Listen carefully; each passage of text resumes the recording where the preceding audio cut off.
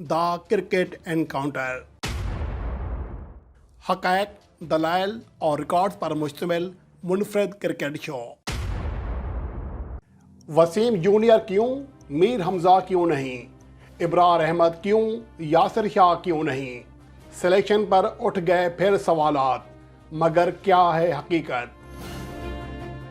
Test debut کون کرے گا، ابرار احمد یا زاہد محمود؟ السلام علیکم، میں ہوں اختر عباسی اور آپ دیکھ رہے ہیں ورلڈ اسپورٹس۔ گزشتہ روز پاکستان کے ٹیسٹ اسکواڈ کا اعلان ہوا ہے۔ اس کے بعد سے میڈیا میں خاص طور پر صحافیوں کے ایک مخصوص گروپ کی جانب سے ایک بار پھر پروپیگنڈا شروع کر دیا گیا ہے، اور کرکٹ انکاؤنٹر میں ہم ان تمام چیزوں کا جائزہ لیں گے۔ خاص طور پر ایک صحافیوں کا بدقسمتی سے ایک ایسا گروپ بن گیا ہے جو کہ بجائے پازیٹیو چیز کرنے کے نیگیٹو چیز اس لیے کرتا ہے کہ وہ کسی طرح چیف سلیکٹر محمد وسیم کو یا پاکستان کرکٹ بورڈ کے چیئرمین رمیز راجہ کو ان کو دباؤ لا سکیں، کیونکہ ایک تو ان کے ایگریڈیشن کارڈ نہیں بنتے اور حالیہ عرصے میں پاکستان کرکٹ بورڈ بھی ان کے ساتھ ناراض ہیں، اور اس کا وہ جو بدلہ لے رہے ہیں وہ در حقیقت پاکستان کرکٹ کا اس سے نقصان ہو رہا ہے، کیونکہ وہ ایک بڑے پلیٹ فارم پہ ہیں جہاں پر ان کی بات بہرحال سنی جاتی ہے، جہاں پر ان کی بات آگے کنوے ہوتی ہے۔ تو اس لیے بہرحال اس کا ہم جائزہ لیں گے کہ در حقیقت یہ جو پروپیگنڈا ہو رہا ہے یہ کس حوالے سے ہو رہا ہے۔ آج کل جو سب سے زیادہ موضوع بحث رہا وہ یہ تھا کہ میر حمزہ جو کہ سندھ کے فاسٹ بولر ہیں انہیں کیوں نظر انداز کیا گیا، محمد وسیم جونیئر کو کیوں شامل کیا گیا، اس کے حوالے سے اسٹیٹس جاری کیے گئے، ایک پروگرام کیا گیا اس کے حوالے سے۔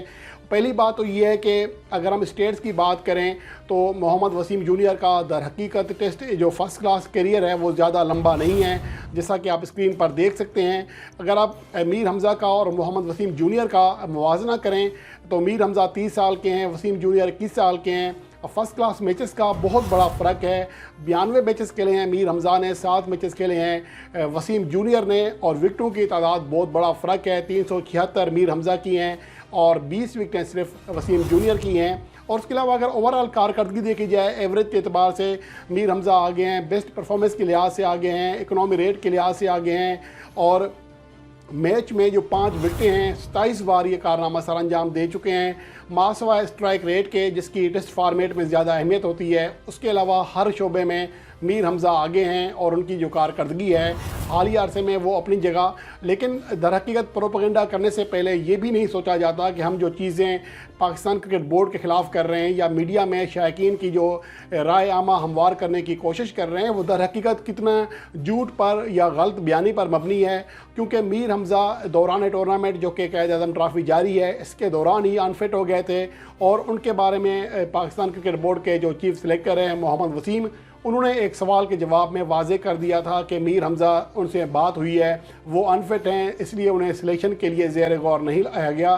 لیکن اس کے باوجود بار بار دباؤ ڈالنے کے لیے میڈیا میں یہ باتیں کی جا رہی ہیں کہ میر حمزہ کو کیوں نہیں منتخب کیا گیا، محمد وسیم جونیئر کیسے آ گئے۔ تو یہ چیزیں میرے خیال میں نیگیٹو چیزیں ہمیں نہیں کرنا چاہیے، ہمیں پازیٹیو چیزیں بھی سوچنا چاہیے، ہمیں اپنی ذات سے بڑھ کر سوچنا چاہیے۔ ہو سکتا ہے کہ ہمارے بھی اختلافات ہوں بہت سارے موضوعات پر چیف سلیکٹر سے بھی، لیکن جو حقیقت ہے، جو سچ بات ہے وہی بولنا چاہیے۔ شرجیل خان کے حوالے سے، شعیب ملک کے حوالے سے، جب وہ T20 ورلڈ کپ 2022 میں انہیں منتخب نہیں کیا تھا، اس حوالے سے میرا بھی ان سے اختلاف تھا، میں بھی ان کے حوالے سے، لیکن ہر چیز کی ایک لیمٹ ہوتی ہے۔ اگر آپ اپنی ذات کو آگے رکھیں گے، حقائق کو چھپا کر غلط بیانی سے کام لیں گے تو میرے خیال میں پھر یہ صحافت نہیں ہے، یہ تو پھر وہ ایک دیہات کی جو عورت ہوتی ہے وہ لگائی بجائی کرنا وہی چیز ہو جائے گی۔ تو میرے خیال میں ہمیں اس چیز سے اجتناب کرنا چاہیے۔ اور اگر میر حمزہ کی بات کریں تو وہ پاکستان کے لیے انہیں ایک ٹیسٹ میچ میں موقع مل چکا ہے، 2018 میں اکتوبر میں وہ کھیلے تھے ابوظہبی کے مقام پر آسٹریلیا کے خلاف، جس میں وہ ایک میچ میں 1 وکٹ حاصل کر سکے تھے، 2 اننگز میں انہیں بولنگ کرانے کا موقع ملا تھا۔ اگر ان کی کارکردگی دیکھیں حالیہ عرصے میں واقعی شاندار ہے۔ رواں سال جب وہ انفٹ ہونے سے پہلے قائد اعظم ٹرافی میں 4 میچز میں 16 وکٹیں حاصل کرنے میں کامیاب رہے تھے، 3:41 کی ان کی کارکردگی شامل تھی، بیسٹ کارکردگی تھی۔ اور اس کے علاوہ 2021-2022 کے گزشتہ ایڈیشن میں وہ 8 میچوں میں 26 وکٹیں حاصل کرنے میں کامیاب رہے تھے۔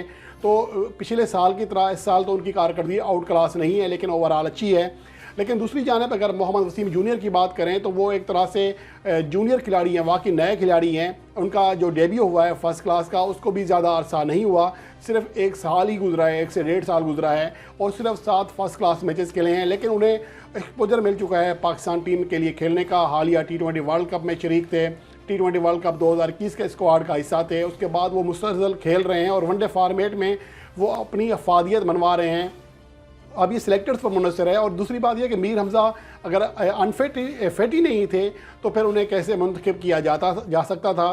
تو یہ چیزیں ہمارے ان لوگوں کو بھی سوچنا چاہیے. ہمیں ان سے ویسے انصافی سے کوئی اختلاف نہیں ہے، لیکن جو غلط بات کرتے ہیں اس پہ ذرا افسوس بھی ہوتا ہے. پھر ان کا ہمیں انکاؤنٹر بھی کرنا پڑتا ہے کہ در حقیقت جو حقیقت کیا ہے وہ حقیقت بھی سامنے لانا پڑتی ہے.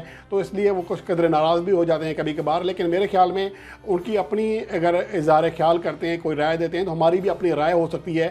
لیکن جب ایک چیز ہوئی جھوٹ تو وہ پھر وہاں پر ذرا تلخی آ بھی جاتی ہے، کیونکہ اس طرح کے مسائل ہیں. کیونکہ ہم پاکستان کرکٹ بورڈ کو پروموٹ کرنے کے لیے بیٹھے ہوئے ہیں، پازیٹیو چیزیں بتانے کے لیے، اور نیگیٹو چیزیں تبھی بتاتے ہیں کہ ہمیں یہاں بہتری کی ضرورت ہے.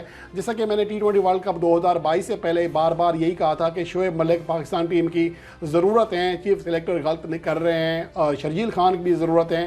آپ نے دیکھا فخر زمان ایک میچ کھیل سکے، اگر محمد حارث اینڈ ٹائم پہ رسک لے کر کھلایا گیا، حالانکہ ہم نے اس کی بھی مخالفت کی تھی. تو اس کے حوالے سے بھی ہم جلد جائزہ لیں گے کہ در حقیقت محمد وسیم جو چیف سلیکٹر ہیں ان کی اب تک کا جو دور ہے وہ کیسا رہا ہے، اس کے حوالے سے بات کریں گے. لیکن کچھ جگہ ہم بھی غلط ہو جاتے ہیں، جیسا کہ محمد حارث کے حوالے سے ہم غلط ہوئے، حیدر علی کے حوالے سے چیف سلیکٹر غلط ہوئے. ہم کہہ رہے تھے کہ صحیح ثابت ہوئے، بلکہ ہم غلط ثابت ہوئے. ہم تو کہہ رہے تھے کہ حیدر علی کو موقع دینا چاہیے، لیکن وہ ناکام ہو گئے، ہم غلط ثابت ہوئے. محمد حارث کے حوالے سے ہم غلط ثابت ہوئے، اور افتخار احمد کے حوالے سے چیف سلیکٹر صحیح ثابت ہوئے. البتہ خوشدل شاہ اور آصف علی کے حوالے سے ہمارا موقف صحیح ثابت ہوا.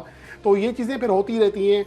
اصل چیز نیت کی ہوتی ہے، آپ کی نیت صحیح ہو، آپ کا مقصد تنقید برائے تنقید نہیں ہو، بلکہ جو غلط چیزیں ہیں، جو منفی چیزیں ہیں، جو ہمارے نیگیٹو پہلو ہیں ان کو بہتر کرنا ہو تو پھر اتنا زیادہ مسئلہ نہیں ہوتا. اس کے علاوہ فواد عالم اس حوالے سے شکر ہے کہ اس بار زیادہ وہ پرانی فلم نہیں چلائی گئی، کیونکہ ان کی جو کارکردگی رہی ہے وہ انتہائی مایوس کن تھی، اور اس کے حوالے سے میں ویڈیو بھی بنا چکا ہوں. لیکن صرف 2 سیریز میں ناکام رہے تھے. لیکن جو اصل کام ہوا ہے وہ قائد اعظم ٹرافی میں ان کے جو پہلے میچ کے بعد مسلسل ناکامیاں ہیں، اس کے بعد انہیں شاید چیف سلیکٹر نے موقع نہ دینے کا فیصلہ کیا.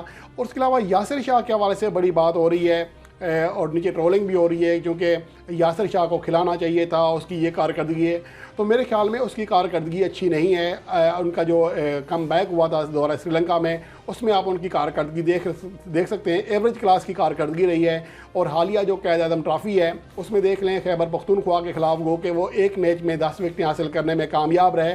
لیکن اوورآل پورے ٹورنامنٹ میں اگر دیکھ لیں اب تک وہ بڑی کارکردگی نہیں دکھا سکے. 50 رن فی وکٹ کے عوض وہ اب تک صرف 14 وکٹیں حاصل کر سکے ہیں 7 میچز میں. 7 فرسٹ کلاس میچز بہت زیادہ ہوتے ہیں، یعنی کہ 14 اننگز ہوتی ہیں، تو فی اننگز 1 وکٹ مشکل سے بنتی ہے. تو اس طرح کی کارکردگی کے بعد پھر آپ کے لیے دفاع کرنا مشکل ہو جاتا ہے اگر ان کو ڈراپ کیا جاتا ہے تو. اور دوسری بات یہ ہے کہ ٹیسٹ ڈیبیو کون کرے گا اس جو پہلا ٹیسٹ میچ ہوگا یا اس سیریز میں، کیونکہ پاکستان کے پاس جو اسپن آپشن ہیں وہ ابرار احمد اور زاہد محمود کی شکل میں ہیں. اگر کوئی مجھ سے کہے تو میں ابرار احمد کو اس لیے پریفر کروں گا کہ ایک تو وہ حالیہ عرصے میں زیادہ اچھی کارکردگی کا مظاہرہ کر رہے ہیں اور فارم میں ہیں، اور کسی کھلاڑی کو میرے خیال میں چانس دینے کا جو بیسٹ موقع ہوتا ہے وہی ہوتا ہے جب وہ اپنے بھرپور فارم میں ہوتا ہے، بھرپور اعتماد حاصل کر چکا ہوتا ہے، تو اسی ٹائم اس کو موقع دینا چاہیے. اور موجودہ جو سیزن جا رہا ہے قائد اعظم ٹرافی کا، اس میں وہ 43 وکٹیں حاصل کر کے ٹاپ وکٹ ٹیکر ہیں، تو ان کو موقع دینا چاہیے. اگر ہم موازنہ کریں موجودہ وقت میں ہے جو حالیہ ٹرافی چل رہی ہے، اس میں ابرار احمد نے 43 وکٹیں حاصل کی ہیں، ان کی جو ایوریج ہے 21.95، لگ بھگ 22 رن دیے ہیں فی وکٹ کے لیے، اور ان کا 5 بار اننگز میں 5 وکٹیں ہیں.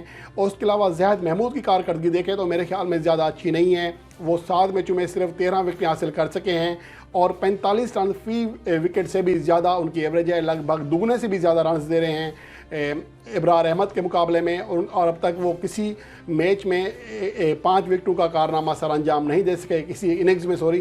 تو ان کی جو بیسٹ کارکردگی ہے 138 رن دے کر 4 وکٹیں ہیں. اور اگر گزشتہ سیزن بھی دیکھ لیں تو اس میں بھی ابرار احمد زیادہ بہتر تھے، 2 میچز میں 17 وکٹیں حاصل کرنے میں کامیاب رہے تھے، جو کہ انتہائی شاندار کارکردگی ہے قائد اعظم ٹرافی 2021-22 میں. اور اس کے علاوہ زاہد محمود 36ویں نمبر پر تھے، 1 میچ کھیلا تھا، 8 وکٹیں حاصل کر سکے تھے. اور اگر ان دونوں کا تجربے کا یا کارکردگی کا مجموعی طور پر موازنہ کریں تو ابرار احمد 24 سال کے ہیں، زاہد محمود 34 سال کے ہیں، تو 34 سال کی عمر میں اگر کسی کو ڈیبیو کرایا جاتا ہے تو میرے خیال میں یہ ناقابل فہم ہوتا ہے۔ اور دوسری بات، فرسٹ کلاس میچز کا تجربہ وہ کہ زیادہ ہے زاہد محمود کا، لیکن کارکردگی کے اعتبار سے دیکھا جائے تو ابرار احمد زیادہ بہتر دکھائی دیتے ہیں۔ فی وکٹ کے لیے 25 رنز دے رہے ہیں، جبکہ زاہد محمود نے لگ بھگ 37.5 رنز دی ہیں فی وکٹ کے لیے۔ اور اکنامی ریٹ بھی، گو کہ اکنامی ریٹ ویسے تو میٹر نہیں کرتا ٹیسٹ اننگز میں، ٹیسٹ کارکردگی میں، لیکن اوورآل اس سے آپ کا پتہ ضرور چلتا ہے کہ اس کی جو لین اور لینتھ پہ کنٹرول ہے وہ کتنا ہے۔ تو یہاں پر بھی ابرار احمد بہتر ہیں۔ اور اسٹرائک ریٹ جو کہ بہت زیادہ اہم ہوتا ہے ٹیسٹ کرکٹ میں، کیونکہ وکٹیں حاصل کرنے کی جو رفتار ہے، وکٹیں حاصل کرنا ہی مین چیز ہوتی ہے، تو یہاں پر ابرار احمد کو واضح طور پر برتری حاصل ہے۔ وہ ہر 47ویں گیند پر وکٹ حاصل کر رہے ہیں، جبکہ زاہد محمود کو 58 سے زیادہ گیندیں پھینکنا پڑتی ہیں اوسطاً فی وکٹ کے لیے۔ جبکہ یہاں جو بڑی چیز ہے، بڑی پرفارمنس ہے، جو کہ اننگز میں 5 وکٹوں کی کارکردگی ہوتی ہے، یہ ایسا ہے جیسا کہ کوئی بیٹسمین سنچری کرے۔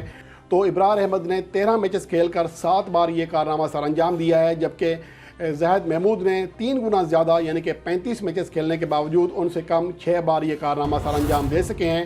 تو اوورآل کارکردگی اس بات کا تقاضا کر رہی ہے کہ ابرار احمد کو موقع دینا چاہیے بجائے زاہد محمود کے۔ اور دوسری بات یہ کہ کچھ ایک ہلکا ہوگا اس سوال سے آواز اٹھائے گا کہ زاہد محمود جو ہیں وہ سندھ سے ہیں، لیکن یہاں یہ بات بھی قابل ذکر ہے کہ ابرار احمد بھی سندھ ہی کی ٹیم سے کھیلتے ہیں، تو اس لیے ہمیں زیادہ واویلا کا خدشہ نہیں ہے۔